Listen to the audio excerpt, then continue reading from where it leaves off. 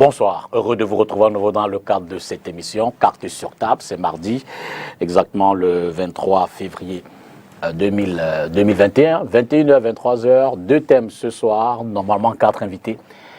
On va donc planter le décor. D'abord le premier thème, survival initiative, que cache l'audit. Vous le savez, depuis pratiquement la fin de l'année dernière, notamment au cours du mois de novembre, dans l'initiative lancée par Maurice Kamto, le président du mouvement pour la renaissance du Cameroun, une initiative conduite par Christian Pindé-Koka en tant que président du comité de gestion de SCSI. Le Cameroun, la diaspora, ces personnes ont cotisé ou alors mobilisé des fonds pour accompagner cette opération de soutien aux Camerounais qui s'est peut-être pris par la pandémie de Covid-19. L'initiative était donc comme ça une opération pour apporter du leurre à tous ces Camerounais-là. Depuis quelques jours, sur la toile et puis dans les journaux, l'affaire fait grand bruit, simplement parce que l'un des audits a déjà été rejeté par Maurice Kamto. On en a annoncé d'autres qui ne sont pas encore arrivés. Et Christian Pindé-Koka monte au créneau, pratiquement comme ça a été le cas dimanche dernier.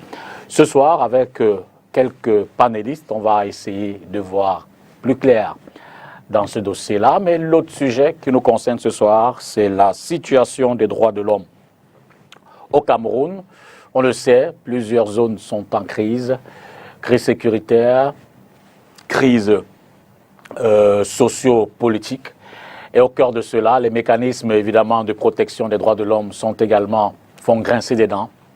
Et cela au moment où le président de la République vient, comme vous le savez, de reformer ou alors de reformuler ce qui était jusqu'alors la Commission nationale des droits de l'homme et des libertés, qui est désormais la Commission des droits de l'homme du Cameroun, avec son premier président, M. Mohamed Kobila, le professeur enseignant d'université, qui a été nommé.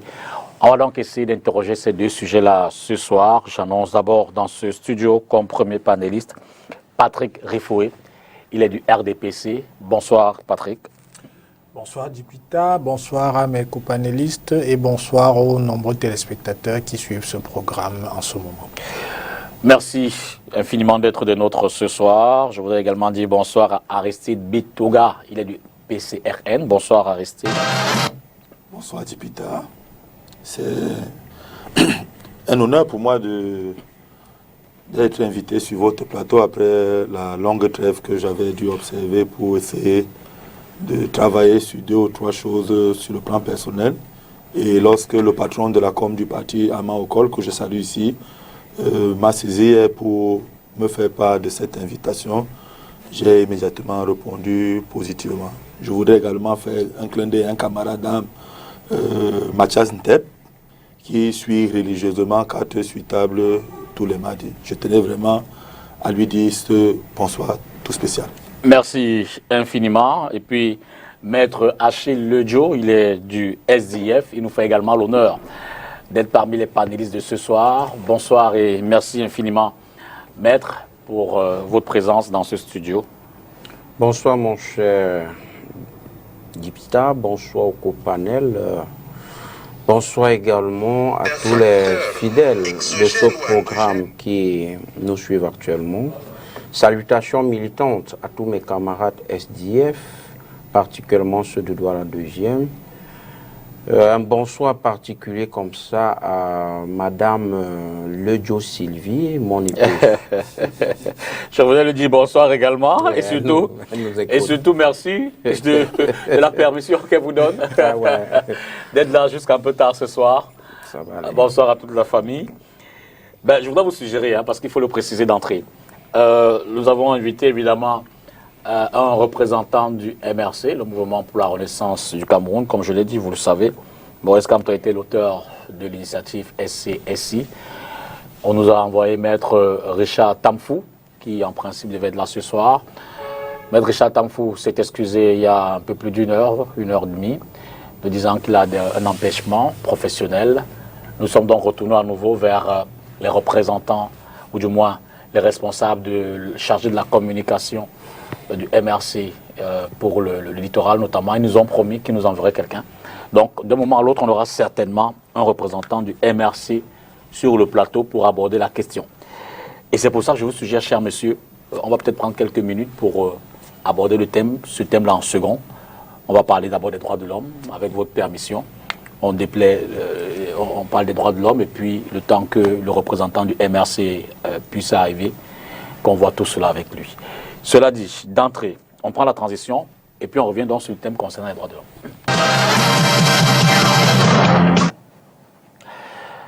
D'entrée, je vais vous poser la question, c'est une question générique que je pose souvent comme ça à tous les panélistes. Quel est le regard sommaire, global, qu'on peut faire de la situation des droits de l'homme aujourd'hui, avant d'y aller dans les détails? Je vais peut-être commencer par vous, l'avocat, maître. C'est vrai que je ne suis pas invité ici en tant qu'avocat, et il fallait le préciser. Absolument. Je suis le conseiller juridique du SDF pour la région du littoral, conseiller juridique régional. Et à votre question, il faut tout simplement dire que quand l'on jette un regard aussi évasif, très rapide sur la situation des droits de l'homme dans notre pays, on se rend tout simplement compte qu'il y a beaucoup à faire. Il y a encore de la matière, car voyez-vous, les droits de l'homme chez nous, pour certaines personnes, semblent être même perçus comme un handicap ou alors comme un blocus pour leur travail. C'est quoi les droits de l'homme? C'est un ensemble de... C'est un arsenal juridique à vocation ou alors à caractère international auquel les États ont librement souscrit et doivent les respecter. Donc, quand vous voyez, on demande au Cameroun d'intégrer cet ensemble de textes, cet ensemble de droits et principes dans notre arsenal juridique interne, c'est justement pour s'arrimer à la donne, pour mettre l'homme au centre des préoccupations du politique. Je sors de quelque part. Aujourd'hui, à la police judiciaire du littoral, mais laissez-moi vous dire que la situation des droits de l'homme là-bas commande et milite à ce que cette commission des droits de l'homme du Cameroun puisse jeter un regard là-bas. C'est terrifiant ce qui se passe là-bas. Et quand vous essayez d'interpeller ces officiers de police judiciaire pour leur dire, ben voilà, les droits de l'homme, on vous dit, ah dis donc, vos affaires de droits de l'homme là, restez de côté avec eux. Quand on leur dit non, essayez de faire votre travail suivant les canons légaux. Il vous dit, il fait ce qu'il entend faire. Surtout cette branche qu'ils appellent les antigants. Pour eux, les droits de l'homme n'existent pas. Il faut qu'on se le dise. Soit on fait les textes pour les respecter, les textes qui intègrent les droits de l'homme, soit on n'en fait pas. Il ne faut pas qu'on ait un arsenal juridique qui en réalité est une vitrine. Une vitrine qui donne l'apparence d'un État démocratique respectueux des droits et libertés, alors que dans la pratique, rien n'en est. C'est différent. Donc, là-dessus, je pense, et j'exprime là un vœu, j'espère que cette nouvelle commission des droits de l'homme Cameroun ne sera pas ce que je pourrais appeler une commission vitrine ou gadget. Merci, maître. Aristide?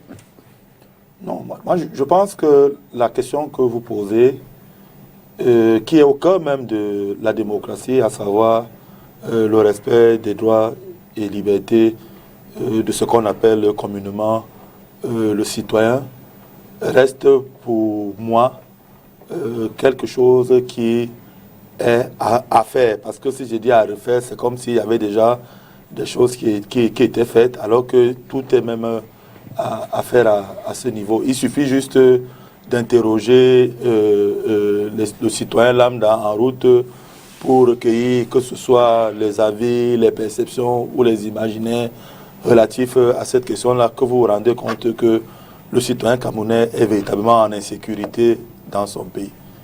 Et lorsque vous regardez sur les 3 ou 4 dernières années, les rapports produits par la CONAC, j'entends ici la Commission nationale de lutte contre la corruption, vous voyez très bien les principaux secteurs qui ont toujours le haut du pavé. C'est la justice, c'est la police qui sont régulièrement cités comme ces institutions où la corruption est galopante et rampante. Et pourquoi la corruption est rampante et galopante de ce côté-là? C'est parce que, comme Maître l'a tantôt dit, vous avez la police qui est le premier niveau où le citoyen qui a un problème est référé, et la justice par la suite qui est l'instance où effectivement il est question de débattre donc, sur la situation conflictuelle qui oppose les partis et qui débouche plus tard sur soit l'emprisonnement ou la relaxation pure et simple de la personne traduite de ce côté-là. Mais quand vous regardez comment notre police fonctionne, comment notre justice fonctionne, il ne faut pas être très intelligent pour comprendre que ces deux institutions qui devraient être au cœur même de la sécurisation même du citoyen camerounais sont les endroits qu'on redoute le plus. Je peux vous assurer que lorsque quelqu'un reçoit une convocation dans un commissariat, ce n'est pas avec le visage radieux qui va de ce côté-là. Lorsque vous avez un problème au niveau d'un parquet, on n'y va pas avec beaucoup de joie parce que c'est des endroits qui étaient supposés nous protéger qui sont devenus à la réalité des véritables bourreaux. Ça vraiment, je ne sais pas s'il y a une autre expression pour pouvoir qualifier ces institutions-là, mais la vérité est implacable. Il suffit juste de voir au quotidien comment vous avez quelqu'un qui a gain de cause dans une affaire, mais parce qu'il n'a pas l'argent, parce qu'il n'a pas, comme on dit, le réseau, parce qu'il n'a pas le contact de la bonne personne, se retrouve généralement condamné, et la personne qui est même fautive se retrouve relaxée. Des cas comme cela, on peut les multiplier, et vous avez donc comme conséquence donc, de cette justice et de cette police-là qui effraie les citoyens des éléments comme ceux de la justice populaire, où aujourd'hui les gens estiment que ça ne sert à rien d'attraper un bandit et de le conduire dans un commissariat parce que le lendemain, il sera relaxé et c'est lui qui viendra vous narguer au quartier. Merci. Donc les gens préfèrent donc, lorsqu'il y a un problème au quartier, ils règlent ça eux-mêmes et comme on dit au quartier, ça sort comme ça sort. Patrick Griffoué, votre regard sommaire sur la situation des droits de l'homme au Cameroun. Bon, écoutez, je nuancerai un peu le propos d'Aristide en disant que effectivement, il y a des choses à parfaire, mais de manière globale, le Cameroun est un pays où les droits de l'homme sont respectés. Et je crois que le chef de l'État a souvent mis un point d'honneur à rappeler à chaque fois à un certain nombre d'institutions ou à des membres d'institutions qu'il était impératif que ces institutions et les membres qui en ressortissent respectent les droits de l'homme. Je pense aux forces de défense et de sécurité et accessoirement au personnel de la justice. Donc ça, c'est le principe général.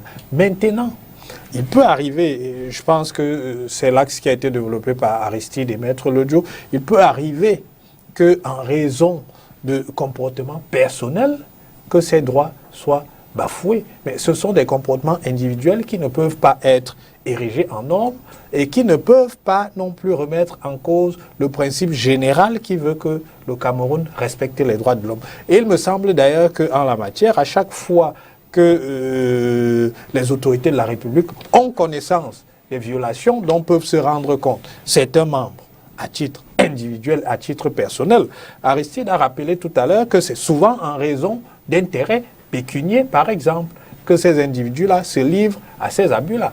À chaque fois que ces situations-là sont connues, et bien entendu, les responsables sont sanctionnés. Maintenant, il faudrait peut-être que ceux qui sont victimes de ces abus portent de manière plus diligente ces violations à la connaissance des instances supérieures afin que ceux qui ont commis ces abus-là soient sanctionnés. La deuxième chose que je voudrais dire, c'est que il faut savoir que dans un certain nombre de situations, le respect des droits de l'homme peut s'opposer à l'atteinte d'autres objectifs. Par exemple, la sécurité. On est là dans ce que les économistes appellent le triangle d'impossibilité.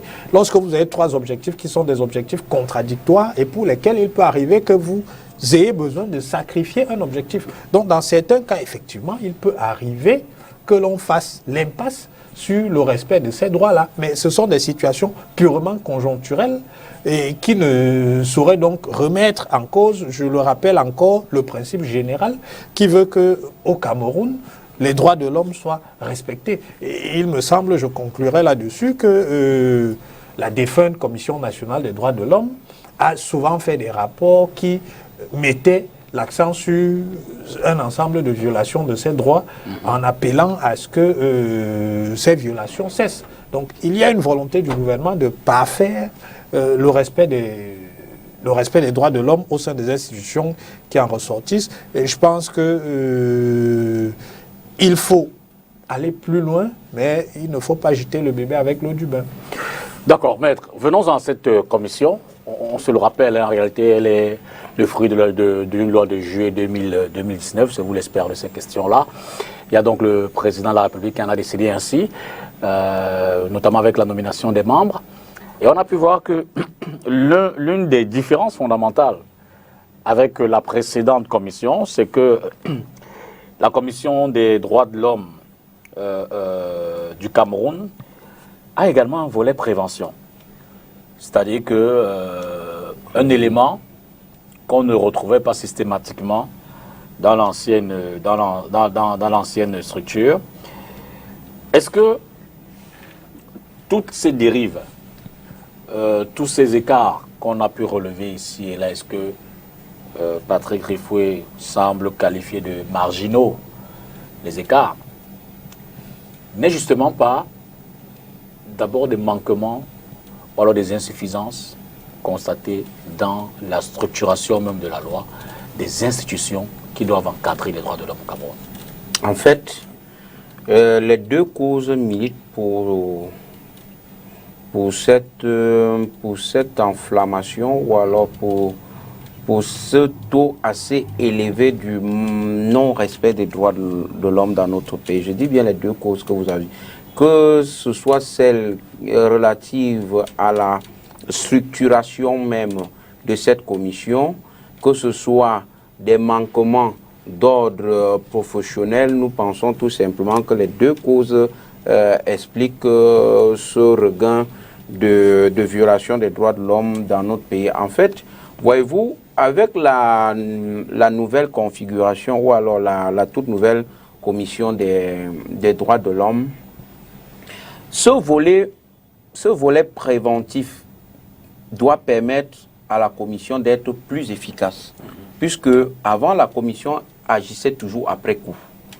Je vous ai pris l'exemple de la police judiciaire du littoral. Cet aspect de sa mission permettrait à ce que, suite à une dénonciation, qu'il puisse déjà attirer l'attention des responsables de la structure indexée afin que l'on n'assiste plus à des cas pareils ou alors que le cas dénoncé soit juste un cas isolé tout simplement. Alors, c'est la différence avec la défunte Commission nationale des droits de l'homme qui en réalité agissait toujours après coup. Faisait ses constats après coup.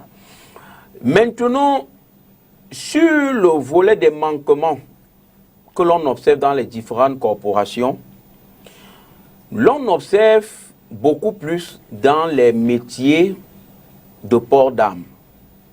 Voyez-vous, le métier de port d'armes est très délicat. Surtout ces métiers qui ont trait à notre sécurité. Le précédent orateur, je crois le docteur, a dit tout à l'heure qu'aujourd'hui, ce n'est pas de gaieté de cœur que vous allez voir quelqu'un déférer une convocation dans une unité de police ou de gendarmerie. Et justement, parce que là-bas, dans la plupart des cas, rien, je vous dis, rien n'est respecté. D'accord. Vous allez voir qu'on vient interpeller les gens sans un mandat d'amener. Parfois, quand ils ont le mandat d'amener, ils jouent aux zèles, aux zélés. Ils le gardent par devant eux et vous disent, vous allez nous suivre. Je vous ai dit, j'ai assisté à une situation aujourd'hui même à la police judiciaire qui mettait aux prises un confrère qui disait à l'officier de police judiciaire, dites à mon client de quoi vous lui reprochez et il va être à vous, et vous l'entendez. Ne dites pas seulement allez appeler Canal 2, allez appeler, qui n'ont appelé STV. Non. Dites-lui de quoi il s'agit et maintenant, il est auditionné au fur et à mesure que vous mettez vos enquêtes.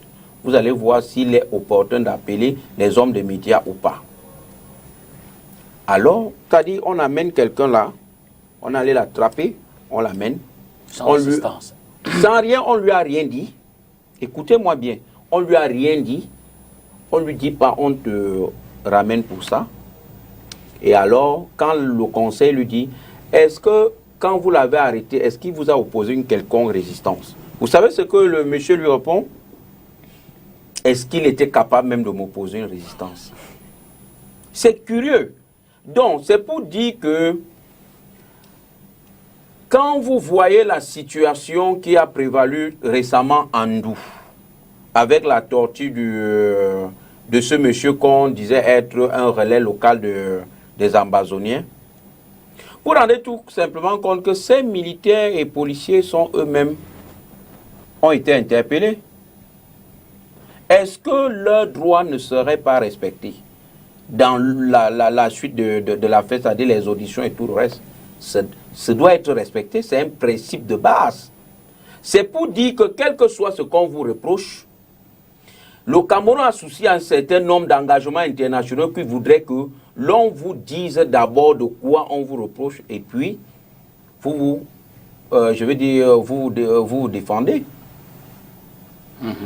Aujourd'hui, toujours, on vient dans un établissement privé laïque, je tais le nom, ramasser des gens comme ça là, sans aucun mandat, sans rien brandir. Le pauvre portier qui dit vous ne pouvez pas violer notre établissement comme ça, on ne connaît pas qui vous êtes. Et vous venez plus en civil. Si c'était encore même en tenue, on aurait dit non, monsieur le portier, tu as tort, voilà l'autorité devant toi. La tenue voudrait que tu te mettes un peu à l'écart. Il dit que non, peut-être on va appeler l'unité la plus proche pour qu'on sache quels sont ceux qui sont entrés dans nos locaux. Et le voilà là-bas gardé. Je vous dis qu'il y a des situations qui voudraient tout simplement que l'on dénonce avec la dernière énergie. Le travail qu'abattent nos forces de maintien de l'ordre, c'est un travail formidable. Il faut le dire. Et je profite de votre micro pour tirer un coup de chapeau, vraiment mérité, chapeau bas, à ces vaillants hommes de nos forces de maintien de l'ordre. Mais alors, ceux-là qui travaillent suivant les principes légaux, ceux-là qui comprennent qu'ils sont là parce que le législateur a dit ils doivent être là. Si je vous respecte, parce que vous êtes un officier de police judiciaire, d'accord, merci. Respectez aussi la loi qui demande que vous devez me considérer comme tel. Respectez la loi qui voudrait que vous devez notifier les faits aux mises en cause et vous l'entendez. J'espère qu'on aura vraiment le représentant du MRC sur le plateau tout à l'heure. Patrick Rifoué, justement sur la question, on a été à interroger le corpus, je veux dire que tout ce qui est déjà texte législatif existant, tout ce qui encadre la question des droits de l'homme au Cameroun, mais également en termes d'institutions également. D'abord que ce soit déjà qu'une commission qui s'en occupe, est-ce que ce n'est pas un indicateur de l'importance que le gouvernement, les pouvoirs publics accordent à une telle problématique? Est-ce qu'il n'y aurait pas une structure plus forte, plus décisive, plus décisionnelle pour aborder la question? Disons qu'il faut se rappeler que l'actuelle commission des droits de l'homme du Cameroun succède à la commission nationale des droits de l'homme. et que le texte qui en porte organisation, la loi 2019-014 du 19 juillet 2019, est une loi qui me semble comporter un certain nombre d'innovations qu'il faut relever. Maître Lodjo en a mentionné une. Je rajouterai simplement que avec la nouvelle configuration, la commission fait office de mécanisme national de protection contre la torture. Donc, effectivement, c'est une avancée parce que la défunte commission n'avait pas cette capacité d'agir en amont à partir du moment où il y a une dénonciation, mais pas seulement, c'est-à-dire d'être capable d'apporter assistance, ou même de porter assistance, de saisir le ministre de la Justice s'il y a des cas de violation des droits de l'homme qui lui sont rapportés, de faire des visites régulières dans les lieux de détention pour s'assurer effectivement que les droits des citoyens camerounais qui transitent par ces espaces-là sont respectés. Donc moi je pense que c'est une innovation qui est une innovation majeure et il convient de la saluer ici. Le second élément, c'est celui que Maître Lodjo a indiqué, c'est-à-dire qu'avec la nouvelle configuration de la commission, les missions de promotion des droits de l'homme et de renforcement de la connaissance des droits de l'homme sont davantage souligné. C'est-à-dire que ce soit en direction des organisations socio-professionnelles, que ce soit en direction des forces de défense et de sécurité, que ce soit même en direction du milieu éducatif, la nouvelle commission comporte un certain nombre de missions qui visent à mener des actions de communication, de sensibilisation et d'éducation des Camerounais à cette question qui est une question fondamentale. Donc moi je pense qu'il faut saluer le texte actuel qui comble un certain nombre de lacunes et donc de critiques qui avaient été faites à la défunte commission. Donc il faut laisser que la commission se mette en place et qu'elle commence à assumer son mandat. Moi je pense que le président de la République a nommé des personnes compétentes que ce soit à la tête de cette commission ou que ce soit comme membre de cette commission. Donc je leur fais entièrement confiance pour se saisir du mandat qui est le leur et le remplir dans le sens de l'intérêt bien compris de tous les Camerounais. La lecture que vous faites du cadre institutionnel, j'ai envie à la suite de la chute du collègue Patrick Rifoué m'interroger pour savoir si nous sommes dans un état de droit. Et je crois qu'on peut épiloguer là toute la soirée et se rendre à l'évidence que nous sommes dans quelque chose qui, pour moi, j'ai souvent appelé du photocopiage. C'est-à-dire que, a priori, lorsque vous regardez à distance le fonctionnement de la République, vous voyez un certain nombre d'institutions qui sont mises en place, mais la réalité est tout autre dans les mécaniques de fonctionnement et d'efficacité de ces institutions. Maître qui est là à côté de moi peut vous dire le calvaire qui est celui d'un avocat pour avoir accès à son client lorsqu'il se trouve dans un commissariat. Je crois que là, c'est des faits sur lesquels on ne peut pas, comme Rifoué tente de dire que c'est des cas marginaux.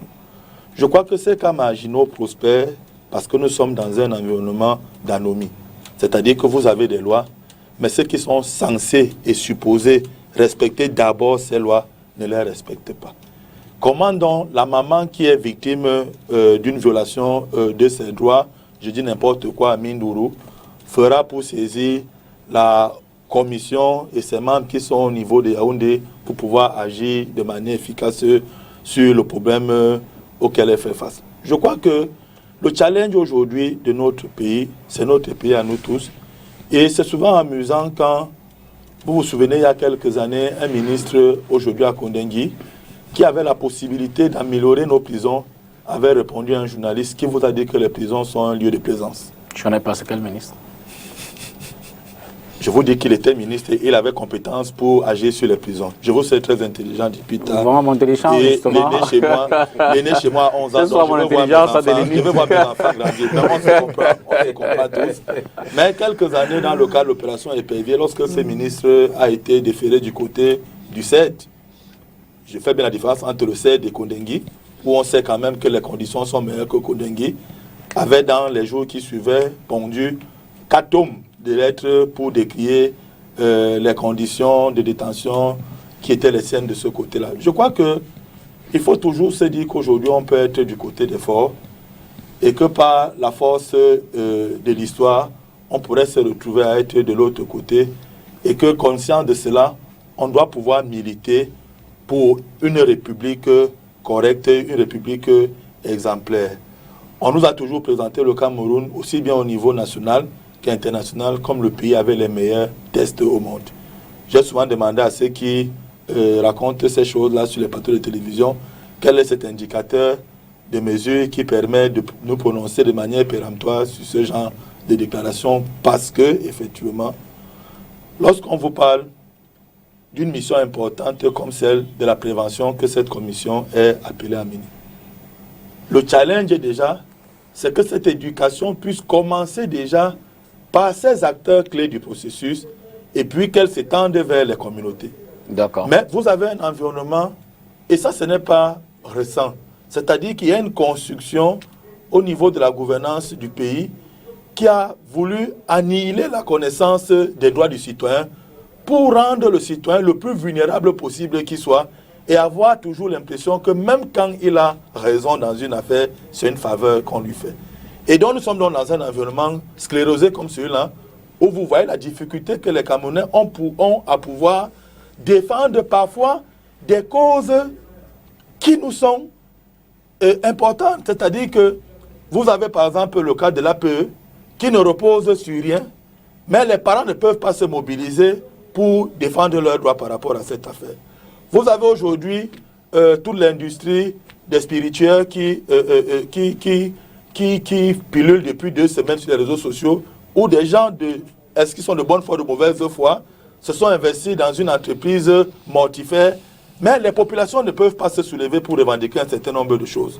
Vous avez la question de l'homosexualité qui est condamnée par notre loi actuelle, mais vous savez, vous et moi, qu'à longueur de journée, de nombreuses chaînes, dans nos écrans, font la promotion, je ne dis même pas subliminale, mais la promotion ouverte d'une pratique comme celle-là, qui est interdite par la loi. Mais vous ne voyez ni les populations se soulever pour interpeller qui le MINCOM ou peut-être le président de la commission nationale comment ça s'appelle la commission nationale qui doit statuer sur les cas des médias et autres là. De la carte de presse. Commission nationale de communication, le CNC. Voilà, le CNC. Mais le CNC, effectivement, aurait déjà, depuis fort longtemps, interdit la diffusion de ce genre de contenu. Conseil national de la communication. Voilà, Conseil national de la communication. Aurait déjà pris sur lui d'interdire la diffusion de ce genre de feuilletons et autres qui font la promotion à ciel ouvert de ces pratiques qui, pour l'instant, sont réprimées par notre loi. Mais vous vous demandez pourquoi on laisse prospérer ce genre de choses qui sont proscrites par notre loi, mais tout à côté, vous avez parfois un citoyen, pour le simple fait qu'il a volé une poule, parce que vulnérable à un moment donné de sa vie, se retrouve à puger 1 an, 2 ans, 3 ans en prison. Je crois que le challenge aujourd'hui, c'est que le chef de l'État, dans ces institutions qu'il est en train de mettre en place pour parachever effectivement cette institution de notre pays, qu'on puisse dépouiller nos institutions de cette partie folklorique pour lui donner le contenu véritable qui va rassurer les Camerounais. Et nous, au PCRN, nous avons compris que les Camerounais souffrent dans leur pays. Et c'est ça qui s'est traduit dans notre vision de ce Cameroun qui protège et qui libère les énergies. Allez dans les postes d'identification dans nos commissariats où on fait des passeports. Vous voyez le nombre de Camerounais chaque jour qui veulent acquérir ces passeports. Pourquoi les gens veulent partir de leur pays? C'est parce qu'ils sont en insécurité. Regardez le débat autour de la CNI qui est porté par notre camarade, la porte-parole du président Cabral Libye, Anne Fegonde Noah, autour de la CNI. Je crois que c'est un droit important à avoir l'accès à la CNI. Mais aujourd'hui, on en a à célébrer le retrait de sa CNI dans un commissariat. Et quand vous essayez de comprendre pourquoi toutes ces pesanteurs, pourquoi toutes ces lenteurs, il vous suffit juste d'être dans un poste de police en route pour comprendre que les policiers ont compris qu'il y avait une mine d'or à saisir à travers ce blocage d'obtention de la CNI, parce que lorsqu'un bus va descendre, vous avez un récipient périmé, vous n'avez pas de CNI, vous allez laisser 1000 francs, 1500 par là. Or, lorsque quelqu'un vous présente un récépissé qui a expiré, je crois qu'au lieu de lui servir un acte de corruption, on peut donc effectivement agir donc dans le sens de la prévention, de l'éducation, pour montrer à ces personnes l'importance qu'il y a d'avoir une CNI en règle et de pouvoir faciliter même pour cet individu l'accès à cette pièce importante. D'accord. Mais vous voyez des basiques comme ceux-là, qui sont des droits fondamentaux, mais auxquels les Camerounais peinent encore à avoir accès. Je ne pense pas que pour des droits, appelons ça comme ça, des droits humains d'un certain niveau qui nécessitent un arsenal juridique au niveau international, c'est là-bas qu'il faut attendre l'efficacité de la part de ceux qui nous commentent. Fort de tout ce descriptif qu'on vient de faire, quel peut être l'impact?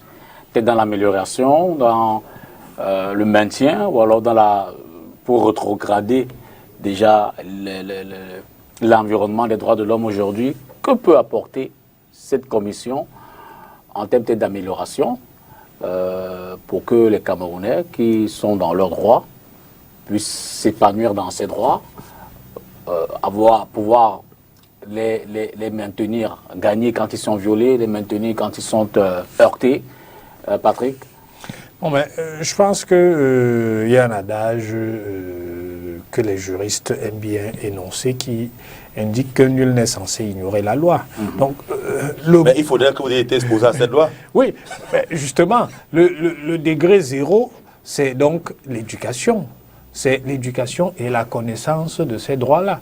C'est pour ça que j'ai indiqué tout à l'heure que pour moi, il y avait une innovation dans le sens où il y a une mission qui est une mission de promotion des droits de l'homme qui va être désormais portée par la nouvelle commission. C'est là une innovation et il faut le souligner.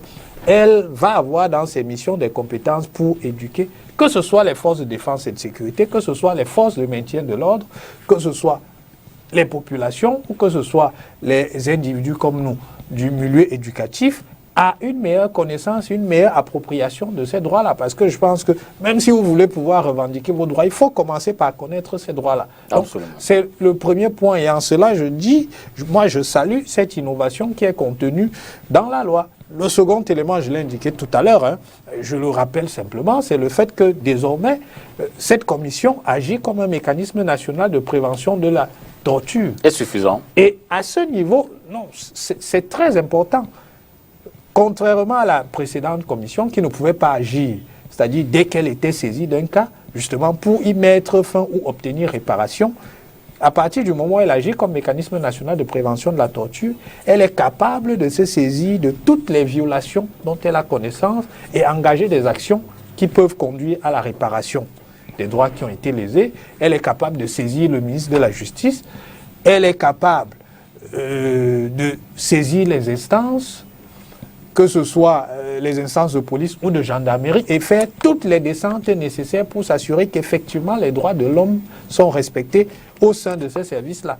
Et elle s'auto-saisit de toutes les situations dans lesquelles elle constate qu'il y a eu violation de droits. Donc, contrairement à la précédente commission qui se contentait de faire une évaluation de l'existant et donc de produire un rapport, ici, là, elle est capable d'agir pour prévenir justement le fait que ces droits puissent être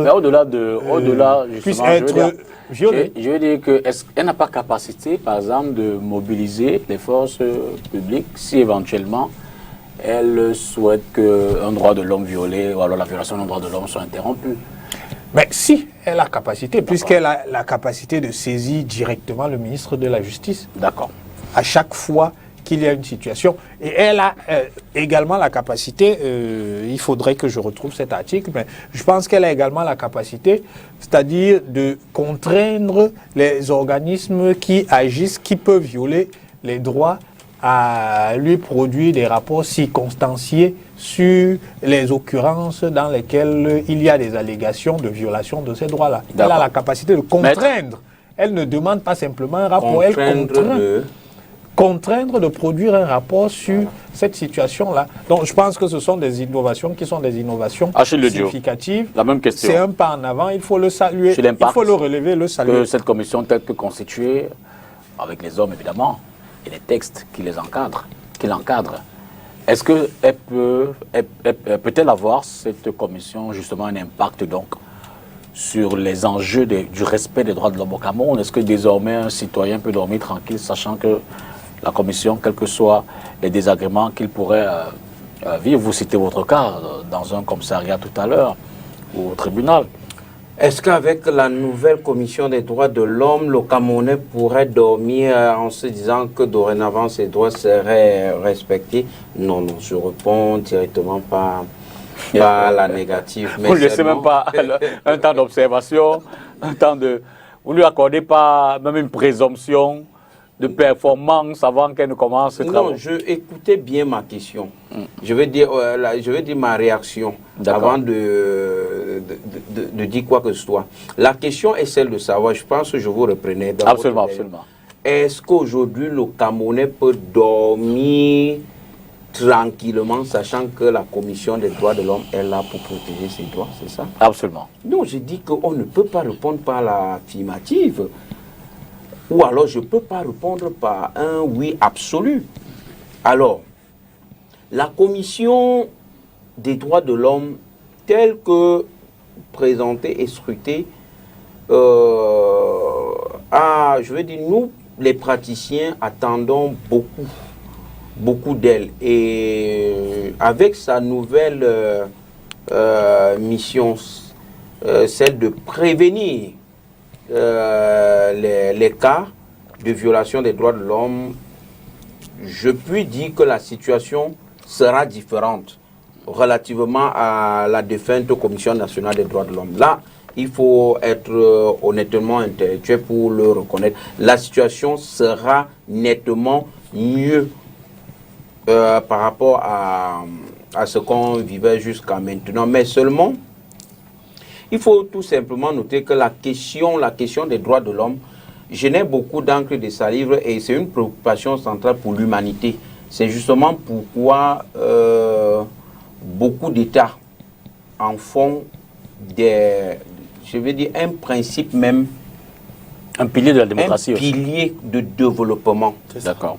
Parce que tant qu'il y a beaucoup de violations des droits là, même votre paix est menacé.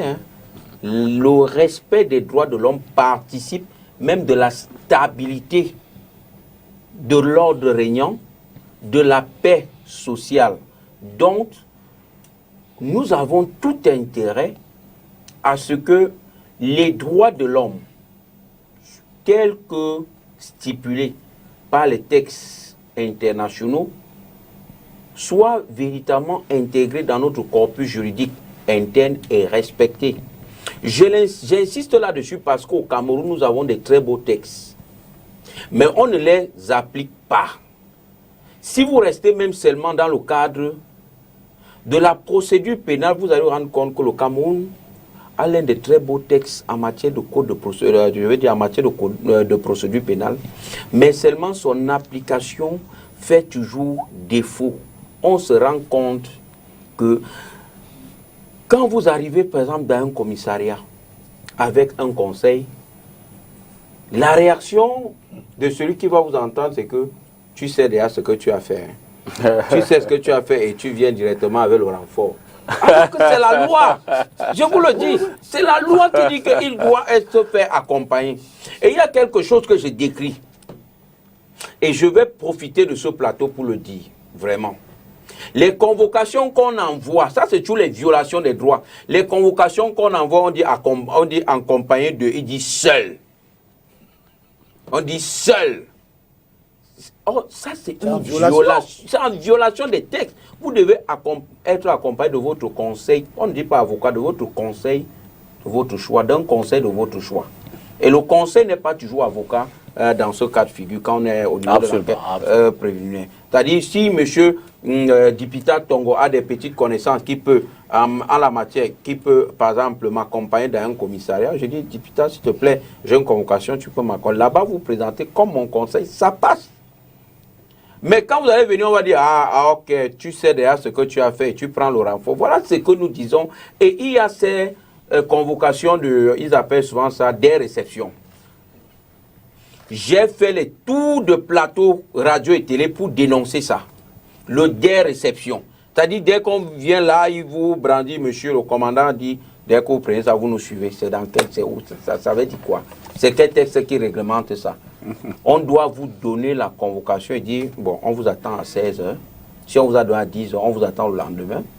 Et la bonne séance voudrait même qu'on vous donne un temps de vous préparer. Éventuellement, quand vous donne les éléments pour lesquels... Non, on va vous donner les éléments là-bas sur place. Mais qu'on vous donne le temps, au moins de trouver un conseil ou alors de pouvoir ranger une ou deux choses avant de pouvoir les retrouver là-bas. Parce que déférer à une convocation est ce que le Camerounais devait mettre dans sa tête. Une convocation, je dois me présenter absolument. Quelque chose de normal. C'est quelque chose de normal. Sans être suspecté. Mais chez nous, avec la pratique, c'est devenu quelque chose vraiment de très, très dangereux. Quand je dis même un chef d'entreprise, quand il reçoit une convocation, mais là, il n'est plus dans ce sens. Parce qu'il s'est dit, dès que je vais arriver là-bas, après l'avoir auditionné, il n'y a rien. Le gars, sans qu'il n'a rien, il dit que bon, je vais demander la conduite à se tenir au CB, c'est-à-dire commandant de brigade. Après, il vient te dire qu'il a dit que vous dormez. Hein. Et comme il dit là, il part, c'est en faire autre chose. Tu es là, tu vas par là, qui tu pars, tu dis que non, je ne suis pas ton enquêteur. 18h, 19h, te trouve là. Après, on te met dans le carnet de registre. Il avait dit, on te fait enregistrer dans le registre de garde à vue. Et par ça, c'est pour les chanceux. Et parfois, comme le cas que est décrit aujourd'hui, on prend quelqu'un, écoutez-moi bien, à 12h, avec les minutes, on sait bien, j'ai vu. Je n'ai pas juste voulu prendre les photos parce que ça ne me sert à rien. On sait correctement, de 12h à 17h que moi j'ai mis pied là-bas, il est avec les minutes. Je le fouille d'abord dans toutes les unités de police gendarmerie de Bonanjo. Je ne le trouve pas parce que je partais me renseigner au niveau des gardes à vue. On ne voit pas son nom dans le truc des gardes à vue. Je commence maintenant une idée, me dit, regarde le bureau par bureau. C'est là que je trouve dans un bureau. Il est jeté là. Qu'est-ce qu'il y a? On m'a mis ici depuis là. On a indiqué qu'ils sont partis et j'attends. Voilà la situation des droits de l'homme au Cameroun. Voilà pourquoi, mon cher député Tongo, je plaide. Je plaide pour une véritable éducation des droits de l'homme au Cameroun. Parce que beaucoup sont les Camerounais qui ne connaissent pas leurs droits. Ça commence par là. Et quand vous connaissez vos droits, vous allez voir que vous allez réaliser beaucoup de choses. Vous allez vous faire peur. Je plaide également pour que cette nouvelle commission organise des campagnes de vulgarisation de ces droits. Des codes de procédure. Justement. Qui existent. Pour qu'en fait, l'on assiste à une véritable appropriation des droits humains dans les 4 coins du pays. Le docteur tout à l'heure a pris un cas banal, un cas de figure en disant Munduru, c'est ça. Oui. La maman qui est là, elle ne connaît pas ses droits. Donc elle vient là, vraiment, elle connaît on va la cuire à toutes les sauces. Elle ne peut que se soumettre à la volonté de ceux-là qui sont les demi-dieux dans l'arrière-pays, les commandants de brigade qui sont les demi-dieux dans l'arrière-pays. Donc, cette commission, véritablement, j'ai dit en prolongement à cette prise de parole que... Non, c'est d'abord moi. Je veux le relancer sur un aspect. Je mets beaucoup d'espoir... Mais le NPC pas depuis 40 ans. Non, vous aurez le temps. Je mets beaucoup d'espoir en cette commission. Je vais redonner le temps. Je prendrai toujours l'habitude, peut-être la fâcheuse habitude de dénoncer. Et cette fois-ci, comme cette commission a une fonction de prévention, je vais leur... Ils ne vont pas dormir. Non, je dis personnellement, je vais leur adresser chaque fois des dénonces. Je vais leur faire ça ou des dénonces. Regardez ce qui vient de se passer à la brigade de PK14. Ils ont la possibilité. Ce qui vient de se passer à la brigade de PK14. D'accord, c'est compris. C'est encore un cas qu'il faut porter devant les autorités pour qu'on entende ces gens-là. C'est compris. Patrick, au moment où vous voulez rebondir, mais je voudrais quand même je voudrais m'inspirer de ce que Achille Le Dieu vient de dire pour mettre notre question. Il y a également lieu quand même d'interroger la formation des acteurs qui mettent en application, ou alors qui s'assurent, les fonctionnaires, qu'ils soient de police ou autres, de justice, qui s'assurent quand même de la mise en application des lois qui régissent les droits de l'homme. Je pense que de manière générale, je peux le dire sans risque de me tromper, dans la plupart des cursus, il y a des modules de droits de l'homme qui sont dispensés. Maintenant, je suis enseignant, Aristide est enseignant. Ce n'est pas parce que vous allez m'atteler un principe à un étudiant qu'il retient le principe, première chose, et deuxième chose, qu'il va mettre le principe en application. Donc, ce n'est pas souvent parce que ces modules n'existent pas dans les formations que certaines dérives qu'on observe, parce qu'il faut dire, et moi je le maintiens, ce sont des dérives qui restent encore marginales. C'est-à-dire, il peut arriver que dans une unité, vous ayez chaque fois un policier, vous ayez un gendarme qui ne respecte pas les règles, mais le fait que ce gendarme-là, particulièrement, ne respecte pas les règles, ça ne signifie pas que les autres ne respectent pas les règles. Sauf que ceux qui respectent les règles, ceux qui respectent les droits de l'homme, personne n'en parle. Justement parce que les choses se passent bien. Donc Maître Lodjo ne viendra pas sur le plateau pour vous dire « Je salue le commandant de la brigade X dans laquelle les choses se passent très bien. » Mais quand il y a une dérive comme celle à laquelle il a assisté, il ne va pas se gêner pour venir nous rappeler qu'il a été témoin d'un abus en matière des droits de l'homme. C'est ça le principe. Je voulais, et c'est pour ça que j'ai demandé à rebondir, je voulais simplement repréciser ce que j'ai indiqué tout à l'heure en relisant, si tu me le permets, l'article 7 de la loi qui institue la commission. Donc, pour l'accomplissement des missions prévues à l'article 6 ci-dessus, la commission peut demander aux autorités compétentes de procéder à toute perquisition et exiger la présentation de tout document ou toute preuve conformément à la législation en vigueur. Saisir le ministre chargé de la Justice des cas de violation des droits de l'homme par elle constatés. User du dialogue, de la médiation et de la conciliation entre les parties dans les matières répressives. Fournir une assistance en justice ou prendre des mesures pour la fourniture de toute forme d'assistance conformément aux lois en vigueur. Procéder à des investigations dans le respect de la législation en vigueur, notamment en effectuant toute descente nécessaire, en accédant à tout lieu où des cas de violation de droits de l'homme sont allégués. Donc, il me semble que les capacités de la commission ont été renforcées dans le nouveau dispositif. Je n'irai pas plus loin, mais il y a d'autres dispositions qui sont aussi intéressantes. J'ai peur que le premier paragraphe de cet article soit illusoire.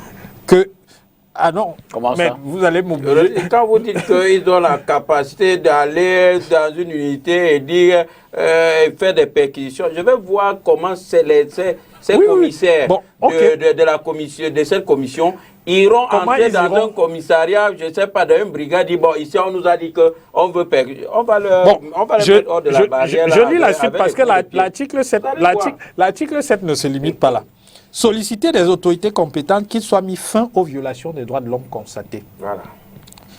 Solliciter le cas échéant l'assistance des forces de l'ordre dans le cadre de l'exercice de ces missions, conformément à la législation en vigueur.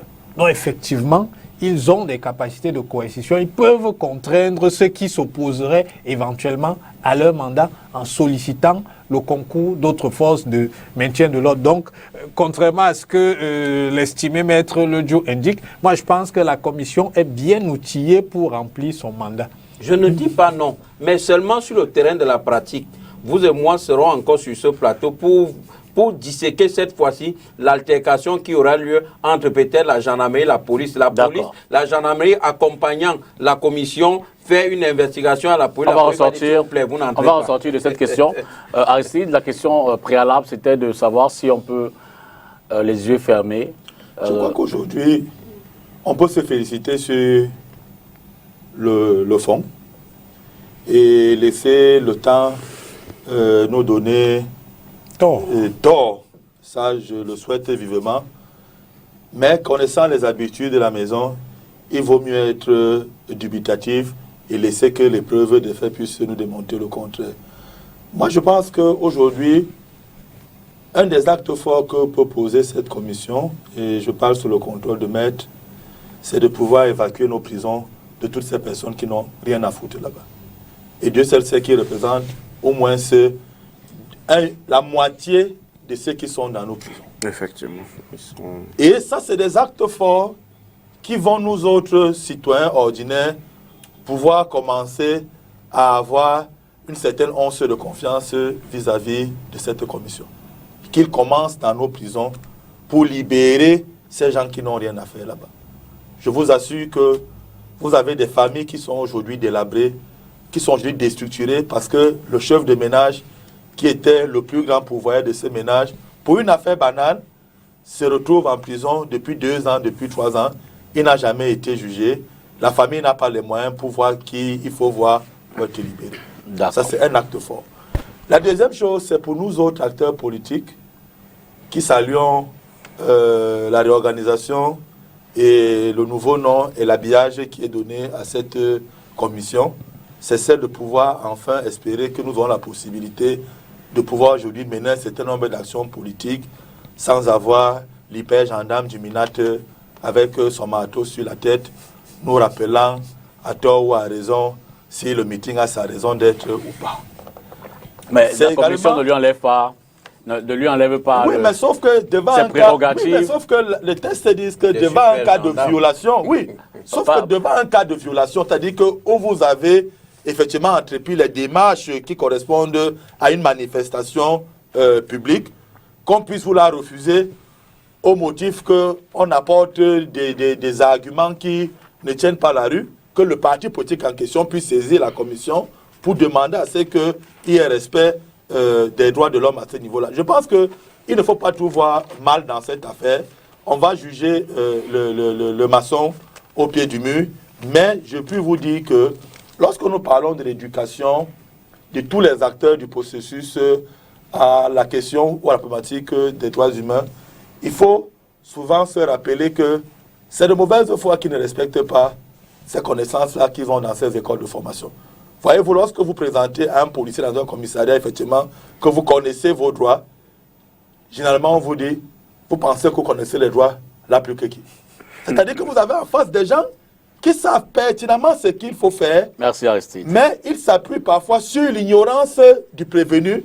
Et lorsque vous leur brandissez donc votre connaissance du droit, vous devenez, comme Maître l'a dit tantôt, un adversaire. C'est-à-dire qu'il vous montre donc, ok, comme tu connais dans la loi là, je vais donc te ridiculiser. Et je pense que les acteurs de mise en œuvre du respect de ces droits de l'homme là, c'est peut-être la conséquence de quelque chose de plus grand. Nous sommes assis dans un système où l'humiliation semble être l'ADN de la gouvernance de ce pays. Regardez ce qui se passe souvent généralement lorsqu'il faut venir interpeller quelqu'un pour une présumée faute. On vous a déjà déshabillé, on a enlevé vos chaussures, 4 ou 5 chaînes ont été informés à l'avance que vous serez ridiculisé. On vous met dans le pick-up comme un voyou, tous ces autres-là. Merci. Alors que maître vous dit, même si vous êtes devant un criminel, en la matière, ce criminel a Des droits. des droits. à respecter. Il faut les respecter, quitte à ce que plus tard, il soit jugé pour les actes dont il se sera rendu coupable. Merci infiniment pour cette première partie du débat. On va entamer la seconde d'un moment à l'autre, juste derrière la transition. On prend le deuxième thème.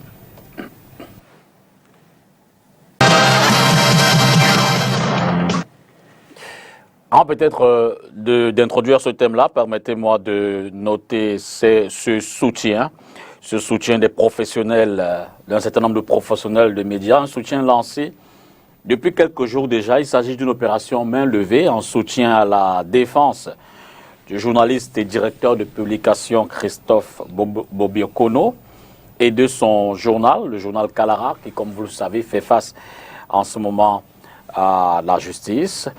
Amis et connaissances donc de Christophe et du ce respecté journal, homme de médias et citoyen attaché aux droits des médias, aux droits de l'homme et du citoyen ainsi qu'à la liberté, épris de justice et de progrès, flamme donc Cameroun libre, debout et indépendant. Ces amis-là donc ont décidé de faire cette mobilisation et puis cette main levée pour retrouver des moyens et contribuer à la défense de ce journal-là, on l'a dit. La défense, évidemment, pour assurer sa continuité, préserver le professionnalisme de ceux qui travaillent là-bas. Et pour cela, donc, ceux qui souhaitent évidemment apporter leur soutien à Christophe Bobiokono, directeur de publication du journal Kalara, peuvent se rapprocher de ce dernier ou alors de notre consoeur Florence Non, qui évidemment s'assure du suivi de ces modalités-là. Et très Rodrigue, évidemment, peut-être faut-il ajouter que ce aîné, Christophe Bobiokono, était était membre de la membre de la défense de commission commission nationale. Voyez-vous donc comment quelqu'un qui était commissaire d'une commission comme celle-là, il est en train de lire, comme on dit au quartier aujourd'hui, dans nos tribunaux, par rapport à ce qui semble être le 4e pouvoir. évidemment que nous associons notre voix à ce soutien des confrères évidemment que les droits de Christophe Bobio-Kono et du journal Kalara doivent être préservés. Et nous lui souhaitons tout le courage nécessaire dans ce procès auquel il fait face. Survival Initiative, que cache l'audit? Jusqu'à présent, nous n'avons malheureusement pas eu sur ce plateau un représentant du MRC, le mouvement pour la renaissance du Cameroun, dont Maurice Kamto est l'initiateur du projet et Christian Pendekoka en est le président du comité de gestion. Cela dit, on va néanmoins, avec les panélistes qui nous font l'amitié renouvelée d'être là. Je signale quand même que M. Tanfouricha, qui est invité, s'est excusé pour des raisons professionnelles. Nous avons contacté à nouveau les responsables locaux de la communication du MRC à 7 h. Il est 22h09. Nous n'avons toujours pas de panélistes venant du MRC sur le plateau. Et pourtant, évidemment, c'est un parti qui nous a toujours honorés de leur présence. Et je pense simplement que c'est un léger manquement ce soir, dû à l'empêchement, à la dernière minute, il faut aussi le comprendre, de Maître Richard Tamfou. On espère quand même que l'un des représentants sera là. Cela dit, avec des panélistes qui sont en place. D'abord, je voudrais qu'on suive cet extrait. Il s'agit d'une sortie de Christian Pendekoka sur la page de son mouvement Agir. Une sortie faite dimanche dernier, au cours de laquelle Pendekoka présentait le projet et la situation telle qu'elle se présente aujourd'hui. Suivez plutôt. On va lancer un audit par rapport à cette opération. Comprenez ce que je veux dire? Tout à fait. Et je dois vous dire que lorsque je le fais, l'audit n'a pas pour but de faire une chasse aux sorcières. Je n'accuse personne. Parce que je dois vous dire que quand on dit l'équipe technique, dont vous avez entendu parler à un moment donné, il y a, moi, avant que SCLC ne soit mise en place, vous vous souviendrez que il y a le MRC a eu, en Europe, à superviser, n'est-ce pas, une équipe qui a mis en place l'infrastructure technologique devant servir à collecter les fonds. Vous comprenez ce que je veux dire? Devant servir à collecter les fonds. Donc, c'est cette équipe que moi je désigne factuellement l'équipe technique du MRC. Parce qu'elle a travaillé, elle a même récolté les premiers fonds, n'est-ce pas, environ 400 000 €, avant que nous ne prenions, en tant que SCSI, la gestion, n'est-ce pas, de l'opération. Et là, moi je crée, vous regardez l'organigramme, une équipe technique que j'appelle IT, qui est sous la supervision, qui était sous la supervision de Vincent Tchouenté. Ce faisant, nous n'avons jamais eu à gérer cette plateforme, cette infrastructure technologique. Attendez, pour notre compréhension, l'équipe IT que vous mettez en place dans le cadre de cette initiative et qui apparaît bien dans l'organigramme, oui, n'avait aucun regard, n'avait pas accès, n'a pas pu, à la plateforme. N'a pas pu, c'est pas qu'on n'ait pas demandé, n'a pas pu avoir accès. C'est-à-dire que cette plateforme a été entièrement et exclusivement gérée par l'équipe du MRC. D'accord. Voilà ce qui se passe. Et je dois vous dire que moi-même, en acceptant, comme beaucoup de choses, peut-être que je n'ai pas dit tout à l'heure, je tiens à revenir là-dessus. Quand je soutiens la candidature de Maurice Kamto, ce n'est pas le MRC que je soutiens. L'élection présidentielle est la rencontre entre un homme et un peuple. C'est cet homme que le peuple va choisir, ce n'est pas un parti politique. C'est-à-dire que... Voilà donc les clarifications, du moins un extrait de cette vidéo de Christian Pendekoka que nos équipes évidemment ont retrouvé sur la page, ont suivi sur la page officielle du mouvement Agir. UNIT, donc Christian Pendekoka est l'initiateur. Lui donc en sa qualité de président de gestion de l'initiative Survival Initiative pour la mobilisation des fonds et la gestion Covid tel que programmé par Maurice Kamto. Patrick Rifoué, pardon. Que vous inspire cette sortie et cette affaire? Écoutez, Pardon. on connaissait Maurice Kamto, le roi des menteurs, celui qui avait déclaré un 8 octobre 2018 qu'il avait remporté la présidence au Cameroun. Avec SCSI, on découvre que le roi des menteurs, c'est aussi le prince des voleurs. Parce que l'extrait que vous venez de passer nous dit clairement que la plateforme de gestion de la collecte des fonds était une plateforme sur laquelle le président du comité de gestion et son équipe n'avaient pas la main. Il est un peu fort là. Non, non, non. Je parle de l'extrait. Hein. Je parle de l'extrait. Le président du comité de gestion n'avait pas la main. Et qui avait la main sur cette plateforme, ce sont le MRC et donc Maurice Kamto. Je tiens à rappeler aux Camerounais qui nous écoutent que lorsque le MRC a lancé cette opération, les fonds recueillis devaient être logés où? Dans les comptes du MRC. Je tiens à rappeler, parce que ça semble souvent échapper à un certain nombre de personnes, que lorsque M. Djoko signe un communiqué pour indiquer que l'opération de collecte des fonds est lancée, le compte en Europe qui doit accueillir ces fonds, c'est le compte privé d'un individu qui est membre du MRC.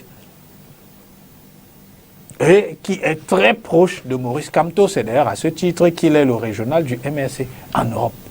Donc, ce sont ces individus-là qui ont géré cet argent.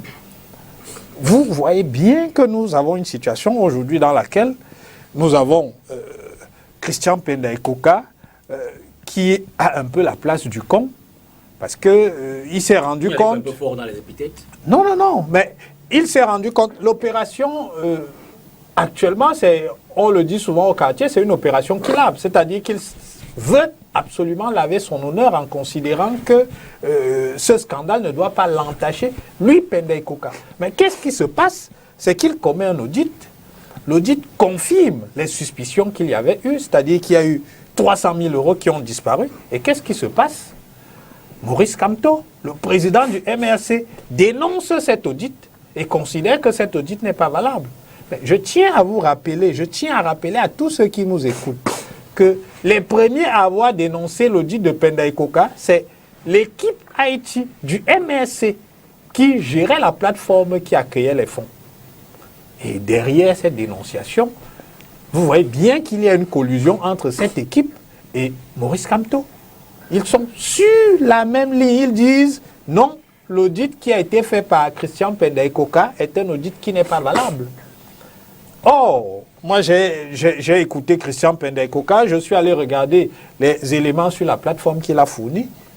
Mais un certain nombre d'éléments que les auditeurs ont demandés ne leur ont jamais été mis à disposition.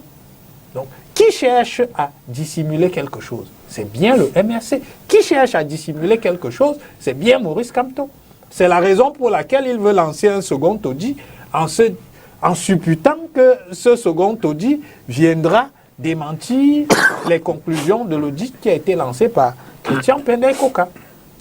La vérité dans cette affaire, c'est que c'est une vaste affaire de blanchiment d'argent. Et moi, ce que je souhaite, c'est que, étant donné qu'il s'est agi d'un appel public de la collecte de fonds, il est souhaitable que les autorités judiciaires s'emparent de cette affaire. Parce que nous sommes, de mon point de vue, dans deux cas de figure. Soit dans un cas de figure de blanchiment d'argent, et il faut que la justice tire au clair l'origine de ces fonds. Je tiens à rappeler à ceux qui nous écoutent que parmi les documents qui ont été mis à la disposition du public, il y a un compte d'emploi. Et dans le compte d'emploi, j'ai vu deux colonnes. Vous avez la colonne qui récapitule les dépenses et vous avez la colonne ressources. Nous avons une colonne dans laquelle on voit grosso modo les sommes qui ont été dépensées, mais dans la colonne ressources, vous n'avez aucune idée de l'origine de ces fonds. Aucune. C'est la première fois qu'on découvre un compte d'emploi dans lequel la colonne ressources est totalement vierge. Ça pose question. Et je suppose que Christian Pendekoka, qui a diffusé ce document, l'a fait en son âme et conscience. Peut-être qu'il s'agit d'une opération de blanchiment d'argent. Si ce n'est pas une opération de blanchiment d'argent, nous sommes dans une vaste opération d'escroquerie en bande organisée. Et le chef de bande, c'est l'initiateur du projet. Parce que vous voyez bien... C'est fort, hein? Mais bien sûr que le chef de bande, c'est l'initiateur du projet. D'ailleurs, au jour d'aujourd'hui, je vous ai entendu appeler Christian Pendekoka, président du comité de gestion. Il était président du comité de gestion parce que Maurice Kamto a mis fin à son mandat. Mais je veux dire que en fait, la structure n'existe plus. Donc, voilà. le Maurice Kamto a mis fin à son mandat. Non, Maurice Kamto a mis un terme aux opérations. Voilà. Donc, je présume que... Non. Conséquemment à son mandat. Oui, voilà. Je ne considère pas que l'opération allait à son terme, puisqu'il y a encore un audit. Donc l'opération n'est pas encore allée à son terme en réalité. Sauf que le mandat du président, lui, il est un mandat qui est déjà forclos. Donc il y a une petite subtilité là, parce qu'il dit, vous le président, vous êtes hors jeu, je reprends la main, moi Maurice Kamto, l'initiateur de l'opération, je vais mener les dernières opérations, c'est-à-dire que je vais faire un audit, et c'est moi qui publierai le résultat de cet audit-là. C'est la situation dans laquelle nous sommes aujourd'hui. Mais pourquoi il cherche à contourner Pendekoka? Maurice Kamto doit dire la vérité aux Camerounais qui ont cotisé cet argent. Parce que je rappelle que c'est de l'argent public. Ce n'est pas de l'argent privé. Même si cet argent a été apporté franc par des Camerounais, à partir du moment où c'est une collecte publique, c'est de l'argent public. Et il doit rendre compte en toute transparence de la destination finale de ces fonds. Nous, on suppute que ces fonds, une partie de ces fonds, c'est-à-dire les 300 millions qui ont été détournés, ont fini dans les poches privées d'hommes publics. Il faudrait que ça se sache et que les responsables en paient le prix. Aristide Bitoga. J'avoue, Dipita, que la difficulté qui est la mienne à me prononcer sur ce sujet-là est liée à ma casquette d'acteur politique de l'opposition. Et vous convenez avec moi qu'au sortir de cette émission, je serai brocadé sur les réseaux sociaux, présenté comme un opposant qui tire sur les opposants. Vous avez peur de dire la vérité. Or, à la réalité, il me semble que l'opposition n'est pas un bouclier ou un casse-sexe dans lequel les bandits, les personnes de mauvaise foi viendraient se réfugier et lorsqu'il va falloir pouvoir dénoncer un certain nombre de choses, qu'on puisse vous rappeler que vous êtes de l'opposition, vous ne devez pas vous attaquer à un membre de l'opposition. Je tenais à faire ce rappel-là pour dire que les éléments sur lesquels je vais essentiellement m'appuyer tout au long de mon argumentaire seront des arguments basiques dans le champ non seulement de la conception de projets et de suivi-évaluation que je fais depuis presque une dizaine d'années déjà.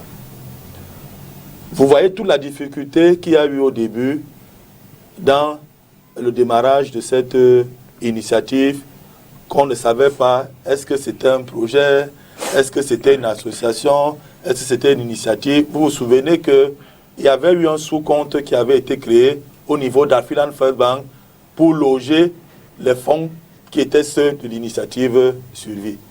Et cette manœuvre-là avait été dénoncée par le MINAT qui avait saisi, vous vous souvenez à l'époque, le MINAT pour interpeller le directeur général d'African First Bank pour lui dire que cette procédure n'était pas conforme. Et on nous avait dit à l'époque que non, le pape du droit avait piégé les autorités en adoptant cette stratégie.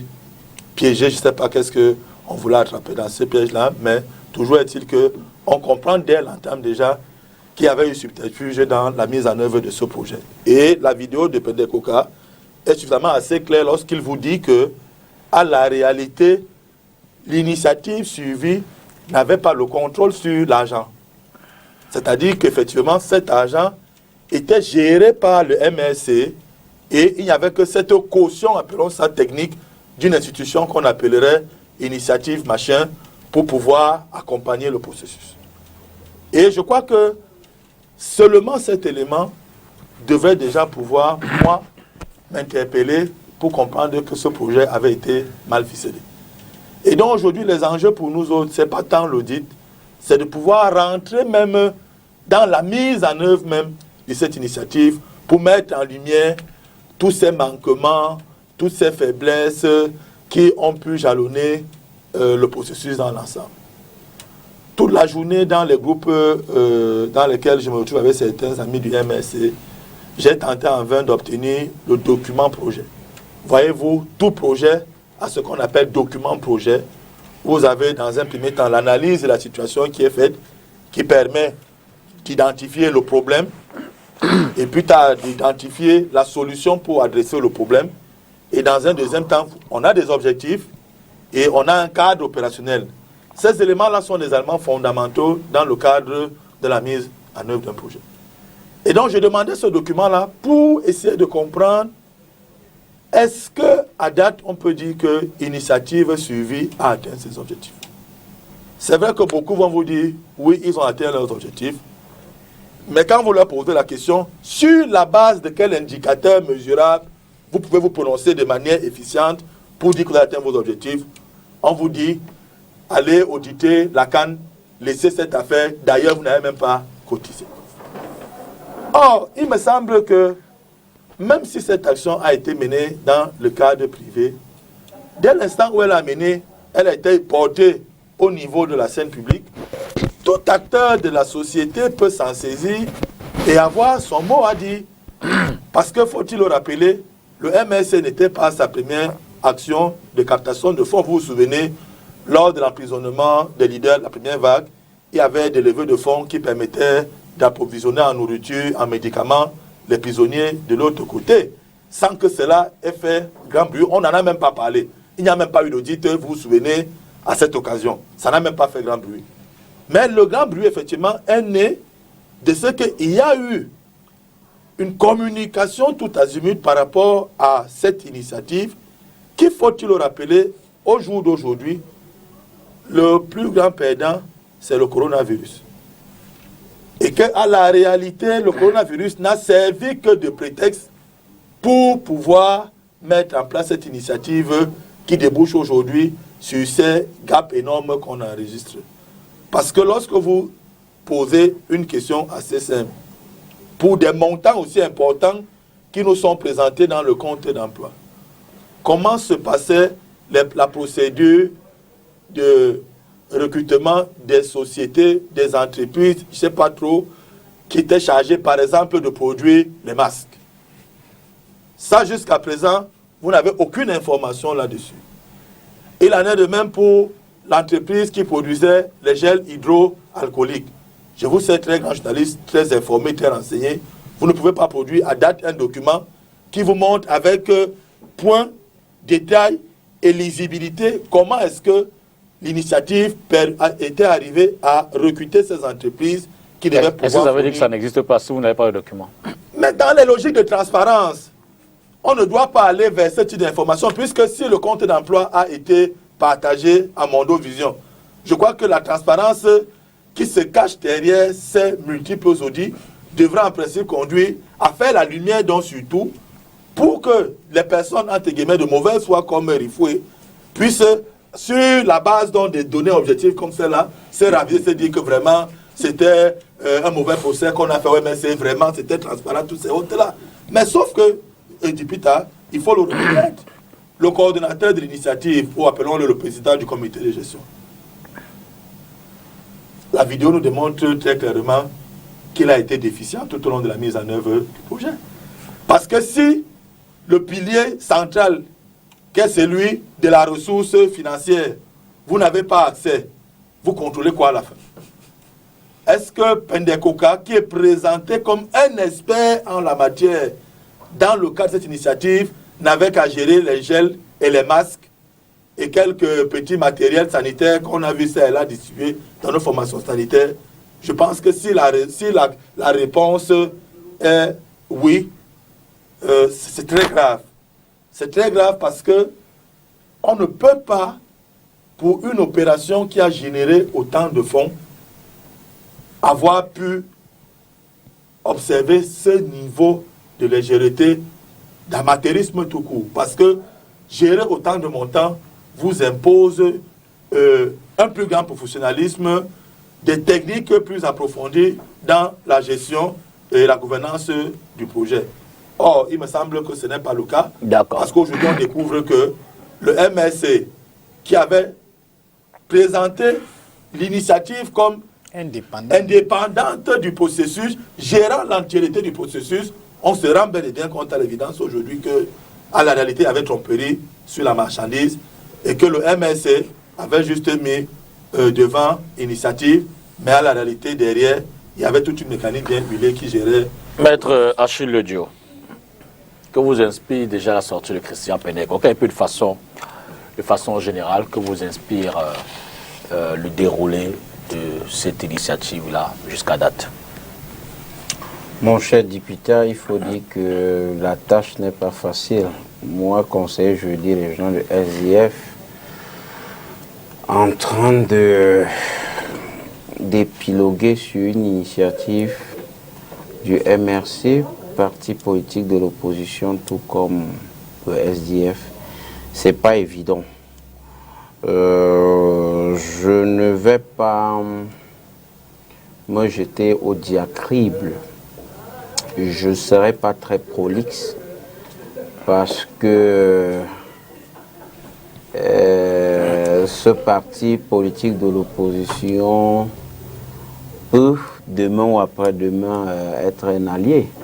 Cela ne voudrait pas tout simplement dire que je ne vais pas dire ma part de vérité. En réalité, Survie Cameroun, pour ma part, est une initiative, ou alors était une initiative très bien pensée, une initiative à caractère humanitaire qui devrait en réalité mettre un accent particulier sur le sens de la solidarité et des Camerounais que nous sommes en période difficile. C'est un projet qui avait un projet porteur de beaucoup d'espoir, notamment pour ceux épris d'humanisme. Ce poste de M. Penda Ekoka, personnellement, je l'analyse comme une opération main propre. Main propre parce que lui aussi voudrait laver son honneur. Laver son honneur, pourquoi? Parce que beaucoup d'encre et de salive ont coulé sur des probables détournements de fonds de Survie Cameroun. Voyez-vous, l'audit, c'est pas une mauvaise chose. L'audit évalue, vérifie, contrôle un certain nombre d'éléments précis ayant permis l'implémentation d'un projet, d'une initiative, ou alors tout simplement permet de s'assurer de la régularité de la gestion des fonds.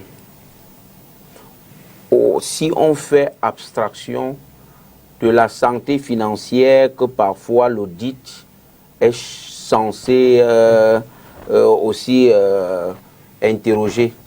Donc, pour le cas de Survie Cameroun, il s'agissait de s'assurer de la régularité de la gestion des fonds. Est-ce que les fonds collectés ont été gérés à bon escient? Est-ce que les fonds collectés ont servi à quoi l'initiative avait été pensée? Voilà l'audit. Seulement, il semblerait que l'opinion publique nationale et internationale, cette opinion est restée sur sa faim. Parce que, voyez-vous, cette audit même est la résultante, il faut le dire. Cet audit des fonds de Survie Cameroun, c'est la résultante d'une pression populaire.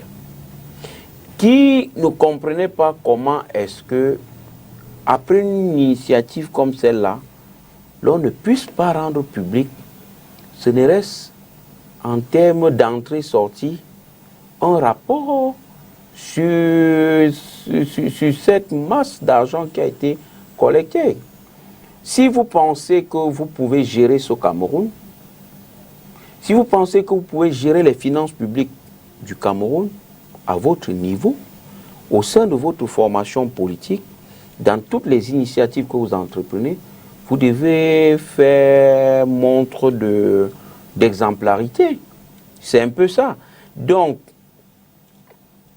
certaines personnes, je préfère parler au conditionnel, n'auraient pas compris que c'était un argent qu'il ne fallait pas regarder. Parce que jusqu'à aujourd'hui, le gap de presque 300 millions, 300 millions, oui, n'est pas toujours expliqué. Il y a un deuxième audit, qu'on nous dit un autre cabinet d'audit a été le même cabinet qui écrit pour démentir.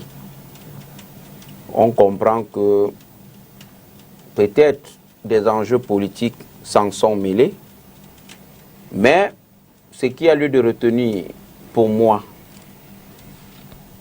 homme politique de l'opposition, c'est que Suivi Cameroun, à la base, c'est une initiative très bien pensée, peut-être mal ficelée, je dis bien l'idée est très bonne, ça permet de comprendre que nous, Africains, nous restons, même si on est en Europe, l'Europe qualifiée par, je vais dire caractérisée par son individualisme, ici chez nous c'est le sens de l'humanisme qui nous caractérise. Donc, si M.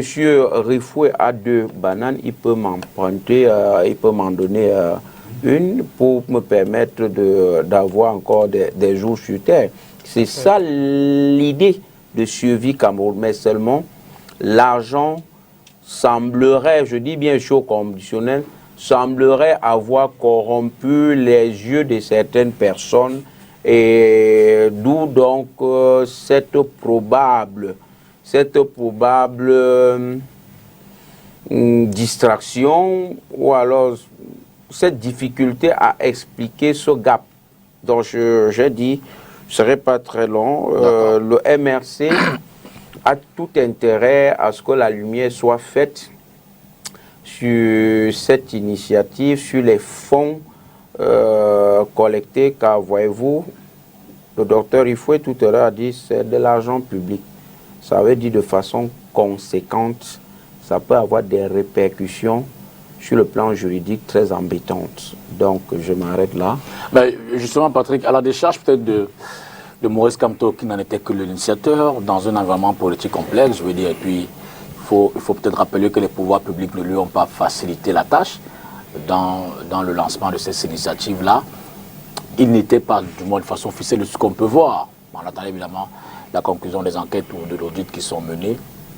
À sa décharge, il n'était pas forcément au devant de la scène, il n'était pas forcément au quotidien de la gestion de cette activité-là. D'ailleurs, c'est vrai, c'est un extrait qu'on a passé. Sur d'autres passages du même élément, Christian Pendaykoka révèle qu'en fait, c'est même lui qui met Maurice Kamto au courant d'un certain nombre d'informations qui leur échappaient, puisque lui, à ce moment, le gouvernement RDPC l'avait mis au frais. Mais c'est un passage intéressant parce que j'ai le sentiment que Christian Pendaykoka ne nous dit pas tout. Christian Pendaykoka ne dit pas tout au peuple camerounais. Moi, je me souviens de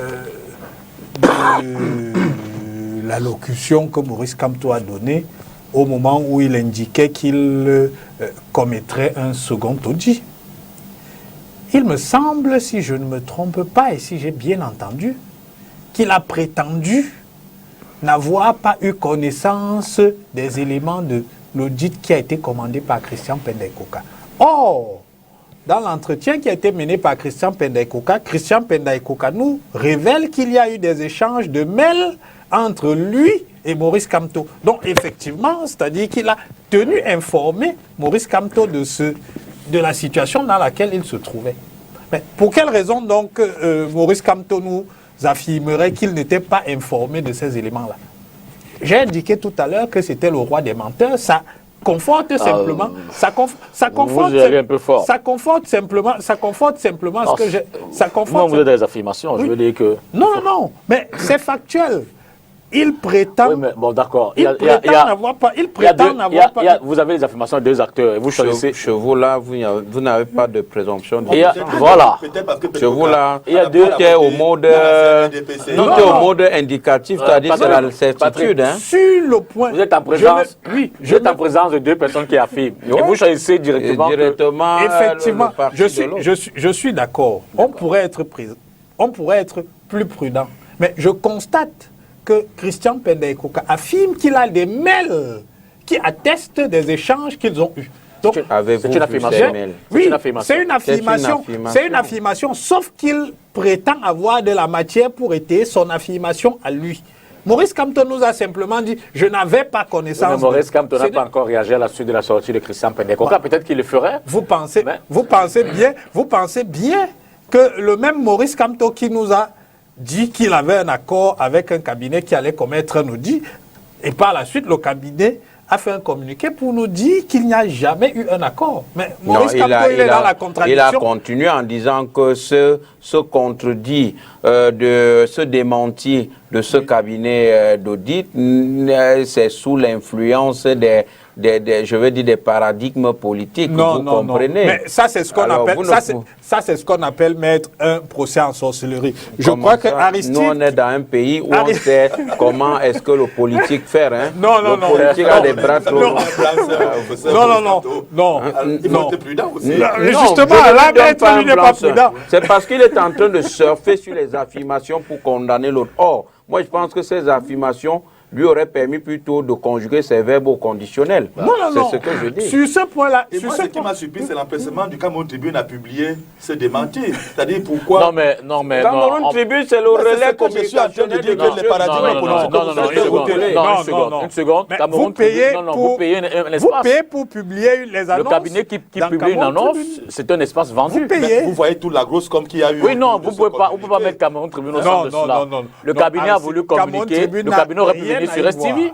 Vous savez qu'il y a d'autres types de communiqués que vous payez à Cameroun Tribune. Laissez-moi terminer. Je pense que ce que moi je voulais indiquer, c'est que Aristide, qui fait depuis un certain nombre d'années dans l'audit évaluation, il peut entrer en dialogue avec une organisation pour laquelle il a été sollicité. Mais le fait d'être en dialogue avec cette organisation ne signifie absolument pas que vous avez un contrat. Parce que vous avez un contrat, je crois, lorsque vous avez reçu une lettre de mission formelle. Il y a ce qu'on appelle les pourparlers, mon cher. Il y a les pourparlers. La lettre de mission ne vient que conclure les pourparlers. Monsieur Kamto vous dit, avec des précisions en ce qui concerne l'heure, le jour, que j'ai causé avec telle personne. J'attendais plutôt que ces personnes mentionnées dans sa sortie fassent une autre sortie pour dire « je n'ai jamais eu d'entretien avec vous ». Donc, moi je pense qu'on devrait rester prudent je suis désolé. Vous-même, vous êtes avocat. Tant que vous n'avez pas une lettre de constitution, pour parler que vous avez eu un client ne l'engage pas et ne vous engage pas non plus. Il vous faut, pour que vous mettiez en action, la lettre de constitution. Est-ce que vous savez que je peux me constituer avant de régulariser après? C'est un cas de figure. Mais ce cas de figure... C'est le même cas avec Maurice Kamto. Non, je suis... Ou alors vous étiez au centre de... Je vous connais très... Je pose juste des questions. Non, écoutez, c'est vrai que le représentant du MRC, là, malheureusement, je n'en suis pas un. Non, mais si vous avez... Si je m'en tiens tout simplement à la sortie de M. Christian Pendai Koka et à la précédente sortie de M.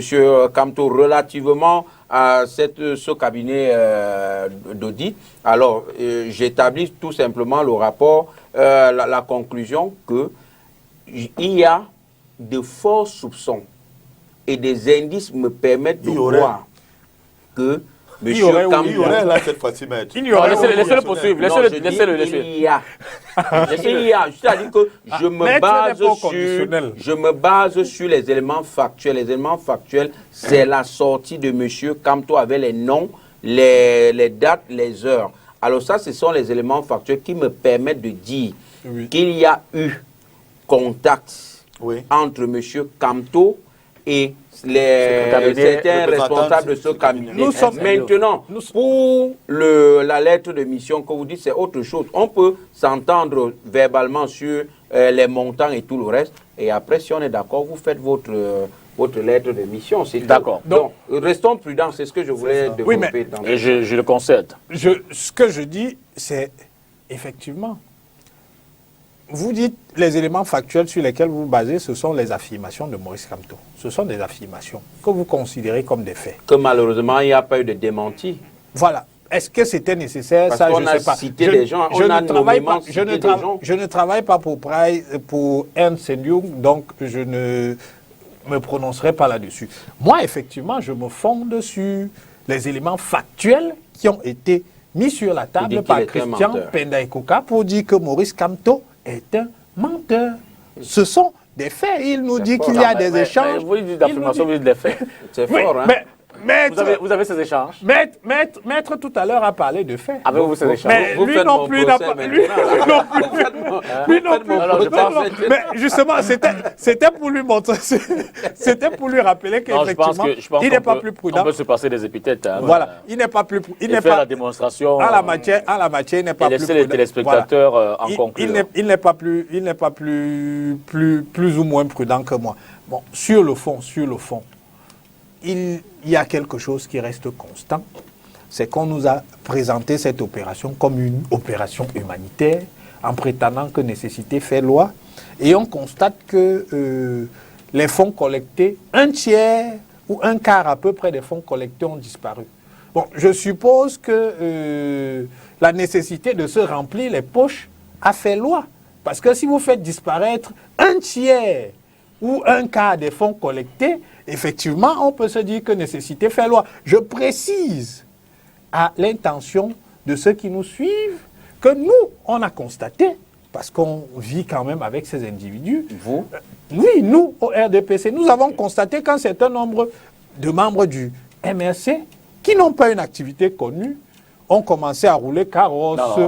Non, c'est un constat. Je ne cite personne. Je ne cite personne. Je ne cite personne. Oui.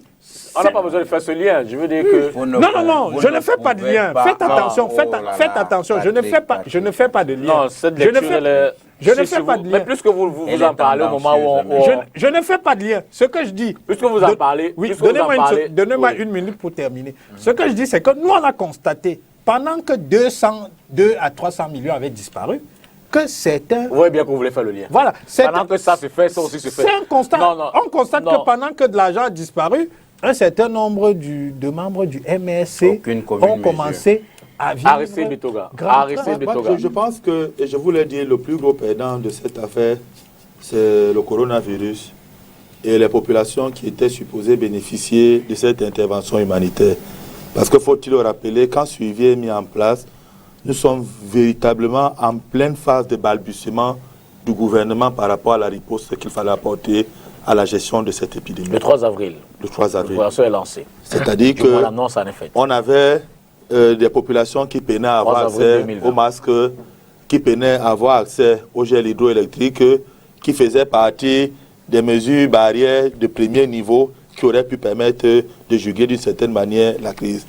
Et donc je crois que devant cette défaillance des autorités compétentes en la matière, l'opération survie était arrivée à ce moment-là pour essayer, autant que faire se peut, de pouvoir intervenir, de pouvoir agir pour empêcher que les Camerounais puissent mourir davantage. Sauf que quand j'ai dit ça, et lorsqu'on prend le recul nécessaire aujourd'hui, on se rend compte que la cause humanitaire était sur le prétexte, mais qu'à la réalité, le montage de cette affaire était purement politique. Et vous comprenez aujourd'hui les ramifications, et mettre là, si bien démontré ici là, que les paradigmes politiques se sont mêlés aujourd'hui dans cet audit. Qui ne voudrait pas que l'audit soit mené qui voudrait que l'audit soit mené. Je crois que c'est des questions qui restent en suspens. Mais moi, je me posais la question, pourquoi est-ce que le gouvernement mettait la pression à un cabinet pour pouvoir rétablir la vérité des faits sur les 300 millions qui sont aujourd'hui querellés par rapport à la gestion de cette affaire. Donc je suis un peu embarrassé parce que je verrais plutôt un gouvernement qui serait même plutôt content que cet audit se fasse et que s'il y a maintenant des éléments qui accablent le MSC, qui puissent sauter dessus pour dire que voilà, on vous avait dit, machin, tout ça. Donc je suis un peu embarrassé. Mais l'histoire future nous dira peut-être un certain nombre de choses que nous ne maîtrisons pas. Moi, ce qui m'intéresse dans cette affaire, et Maître l'avait déjà dit dans son précédent propos, moi, c'est l'exemplarité. Parce qu'aujourd'hui, Rifoué semble jeter l'opprobre sur le professeur Maurice Kamto. Or, il peut arriver que c'est ses plus proches collaborateurs qui sont impliqués dans cette affaire. Et j'ai pu vous dire que c'est effectivement ça, généralement, la malchance des leaders politiques. Vous vous entourez des personnes, mais parfois, ce n'est pas des personnes de mission, ce n'est pas des personnes qui sont portées par la vision que vous incarnez et qui peuvent se retrouver à pouvoir mettre un certain nombre d'actes et faits comme ça, là, qui viennent ternir votre image. Parce qu'à la réalité, il est aujourd'hui difficile d'associer une action d'un cadre du MSC au président Maurice Kamto. On vous dira, c'est impossible qu'un cadre de ce niveau ait pu poser un tel acte sans que ce soit le président national qui ait pu donner le oui par rapport à cette affaire. Nous, on le vit au PCRN tous les jours où un cadre fait une sortie... vous demandez l'audit, hein, oui. De tous les fonds que vous avez... Oui, mais sauf que, justement, j'en viens. Les 20 millions qui ont fait jaser les Camerounais en 2018 dans le cadre de la présidentielle. Vous vous souvenez que le président national a fait au moins ces 7 plateaux avec des relevés chiffrés, chiffrés, déposés sur la table des journalistes pour leur dire, voilà les éléments, prononcez-vous là dessus. Nous avons lancé l'opération d'achat de 2 pirogues du côté de Macaque. Nous avons donné 1 mois aux souscripteurs. Après les 1 mois, on a clos la réception des appuis. Nous avons communiqué là-dessus et actuellement les pirogues sont en train d'être fabriquées. Moi, je pense que nous autres acteurs de l'opposition qui aspirons à gouverner ce pays, l'exemplarité doit être de mise. Parce que nous ne pouvons pas dire au camp d'en face qu'ils gèrent mal, ils gouvernent mal. Mais nous qui avons la possibilité, à des niveaux inférieurs, de pouvoir mener des actions qui peuvent nous servir ou nous desservir par la suite, nous devons être prudents. Moi, c'est le travail que je fais en tant que du bureau politique au niveau du PCRN. Parfois, quand un camarade s'écarte, de pouvoir lui rappeler que, mais écoutez, nous allons à la présidentielle 2025 et le président national a besoin d'avoir autour de lui des personnes crédibles, des personnes qui comprennent là où nous allons et qui peuvent porter le combat que nous menons. Parce que, je peux vous dire, même si demain cet audit venait à donner raison à la gestion de ces fonds-là, ça aura laissé un sentiment, un goût amer dans le processus.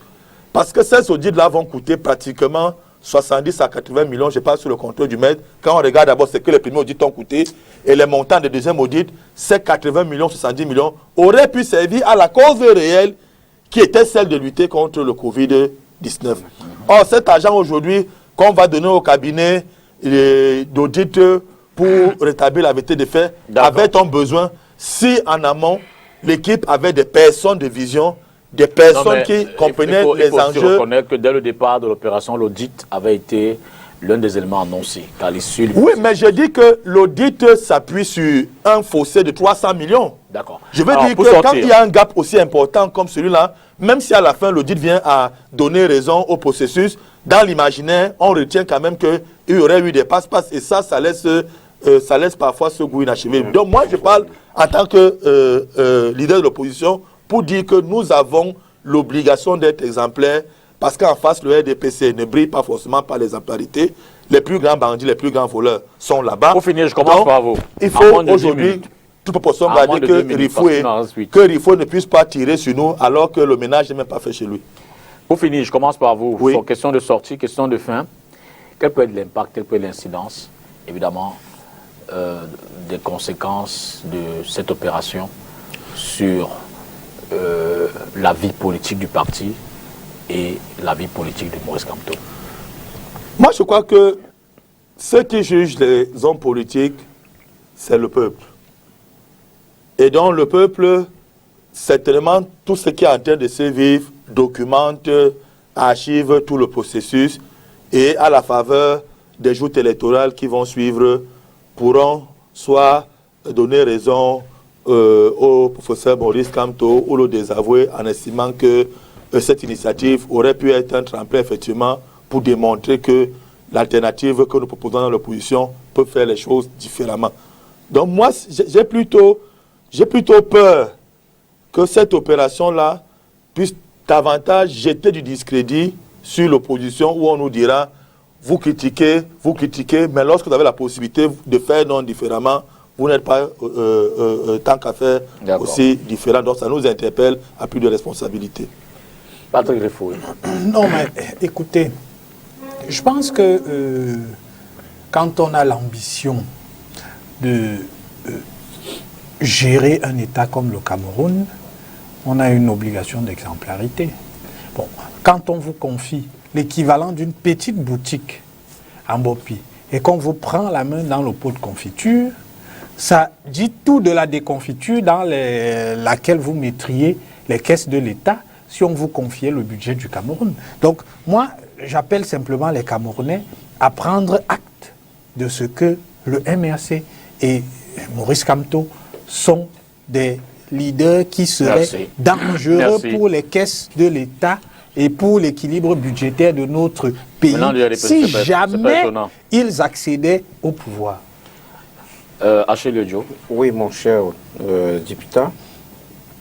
Je vais d'abord dire que ça aura des conséquences directes sur la crédibilité de la personne de Maurice Kamto, du MRC et indirectement sur l'opposition.